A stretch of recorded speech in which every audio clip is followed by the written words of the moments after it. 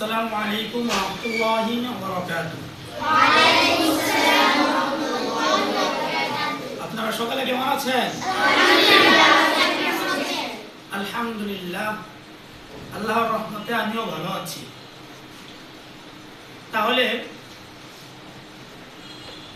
আমরা আজকে যে ক্লাসটা করব সেটা হলো রোমান সংখ্যা। কি রোমান না, রোমান কি রোমান সংখ্যা। তাহলে রোমান সংখ্যা কিন্তু সব মাদ্রাসাতে পড়ায় না, সকল শ্রেণীতে পড়ায় না।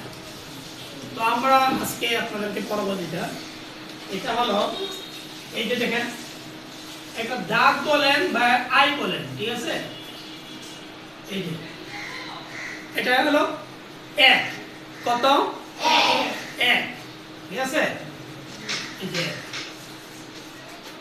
এখন যদি আমরা এর পাশাপাশি আরেকটি দাগ দেই তাহলে হবে এখানে দুই। কত হবে? দুই। বুঝছেন? আচ্ছা, এখন যদি আমরা আরেকটি দাগ দিই এদিকে তাহলে কত হবে? তিন। তিন হয়েছে। এখন যদি আমরা আরেকটি দাগ দেই তাহলে কত হবে? কিছু হয় নাই। আচ্ছা, তাহলে তিন। এখন আমরা তিনের পরে কত? চার। একটা আই দিলাম, তারপরে একটা ভি দিলাম। কত হলো?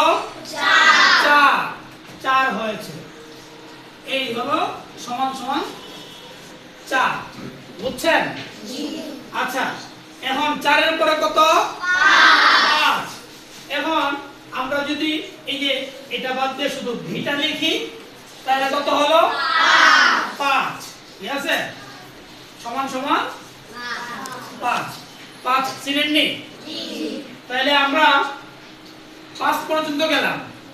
এখন পাঁচের পরে কত? ছয়। তাহলে আমরা কি করতে হইব? এই পাশে একটা আই দিয়ে দিলেই বা একটা টান, কত হলো? ছয়। কত হয়েছে? ছয়।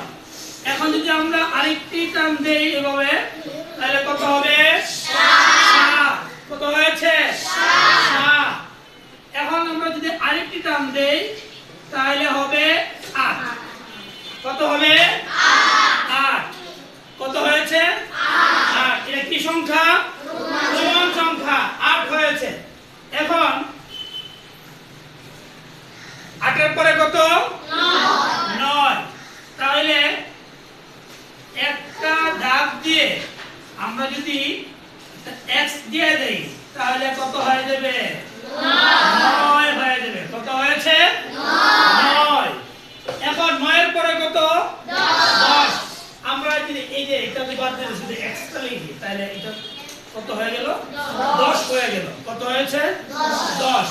আচ্ছা, 10 হওয়ার পরে এখন আমরা ধরেন 1 2 3 4 5 6